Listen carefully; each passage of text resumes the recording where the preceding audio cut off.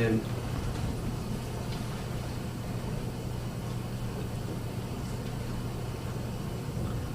so you accepted the offer Yes. during that visit? Yes. Do you remember about how long the visit lasted?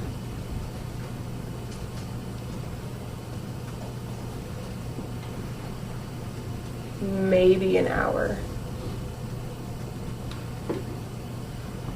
And what made you decide to accept it?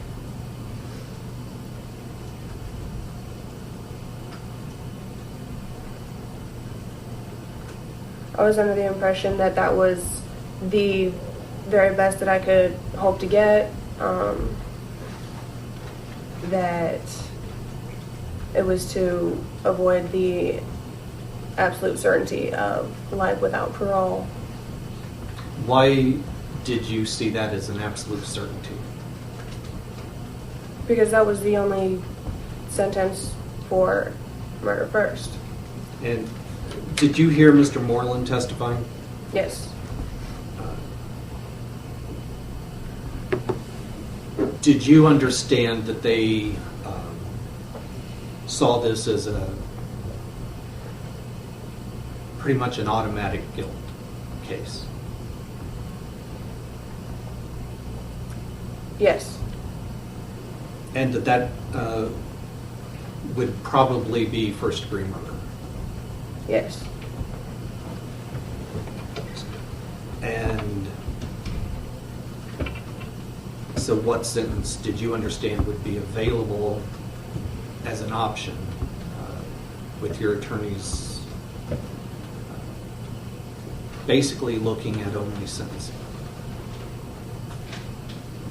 Can you restate the question? Well, if you understood that you would almost automatically be found guilty of first-degree murder, what did you understand that you would be facing? Life without parole. And was there any option other than that? No.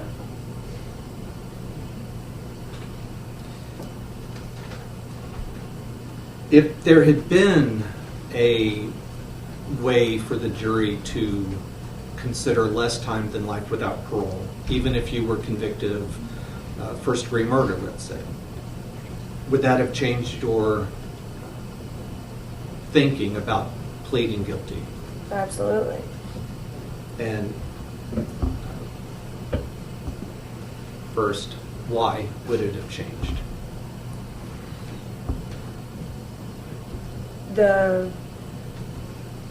Basically the main reason for accepting the offer was to avoid the absolute certainty of life without parole. If there was another option, then there would have been no reason to have accepted that offer.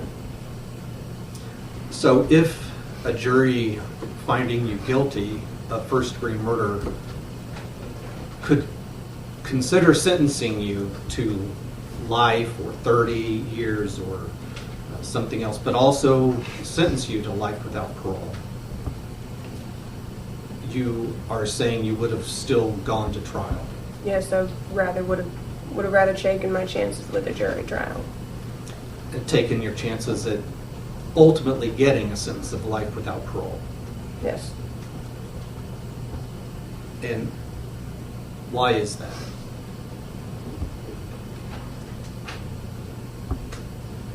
Hope for a lesser sentence.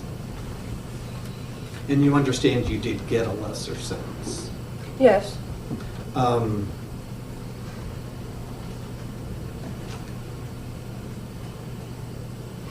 But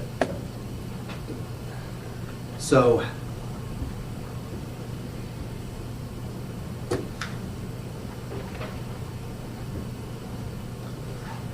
in pleading guilty, you avoided the sentence, the automatic life without.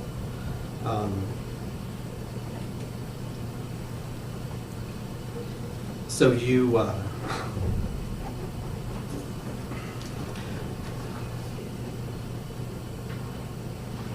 I'm sure the state will ask you, you got the benefit of what you were most afraid of. But why would you have rolled the dice with facing first-degree murder instead of second degree?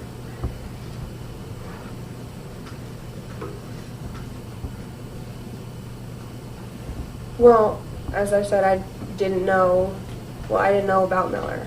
I didn't know any specifics about the case. I didn't even know that it was in the courts pending.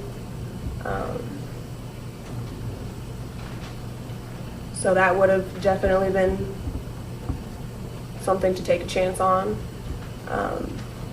Do you remember talking with Mr. Moreland and Mr. Catlett about various legal issues in your case? A few. Did you understand them? Not really.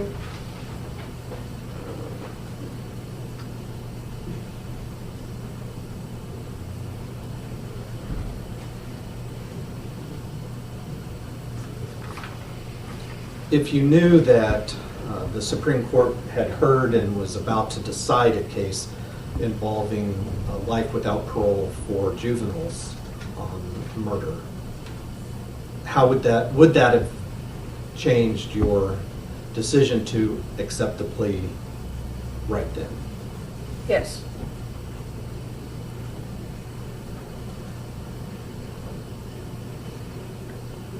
And you would not have accepted the plea? No. Now, if the court grants this motion and vacates your guilty plea and sentence, you understand that the state may be able to pursue first-degree murder again. Yes. But what is your understanding about the sentence that could be imposed now? Life with parole or without parole cannot be automatic. Less time. There has to be like the option of less time. And I assume, well, Mr. Moreland and Mr. Catlett have both testified that they had undergone an extensive investigation and review of your mental health problems. Yes. And that would be a major focus in arguing for a lower sentence. Was that your understanding? Yes.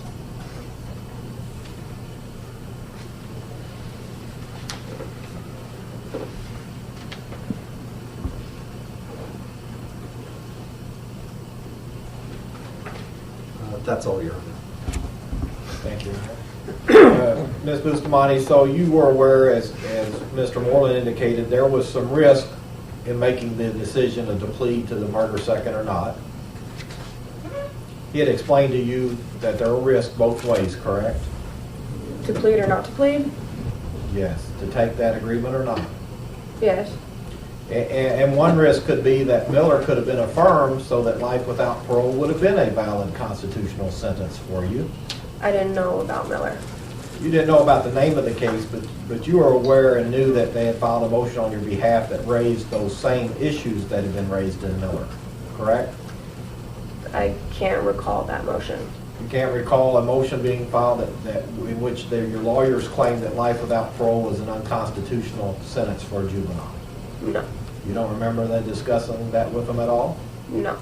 You believe that, as they testified today, that probably their memory is more correct than yours of discussing that with you? Objection, Your Honor. That's calling for speculation. No, Can you restate that? Sure, I re-ask it. Now that you've heard them testify that they discussed that specific issue with you in that motion of raising the issue claim that life without parole for a juvenile was unconstitutional, you've heard them say that today. Do you have any reason to disagree with them about discussing that? Only that I don't remember it. And you took the risk that the risk would have been if you would have went to trial on murder one and rejected the offer and got convicted and sentenced, it would have been a mandatory automatic life without parole. Yes.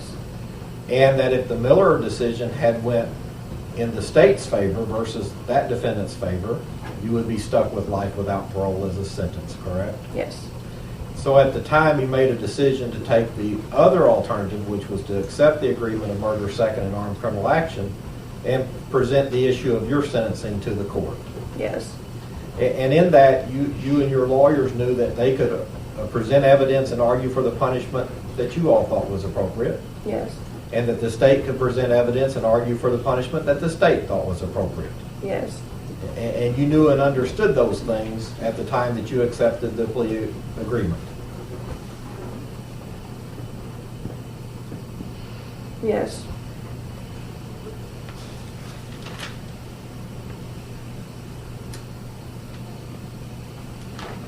Do I have any further questions, Your Honor? Anything further, Mr. Brotherton? Nothing. All right, thank you. Any further evidence?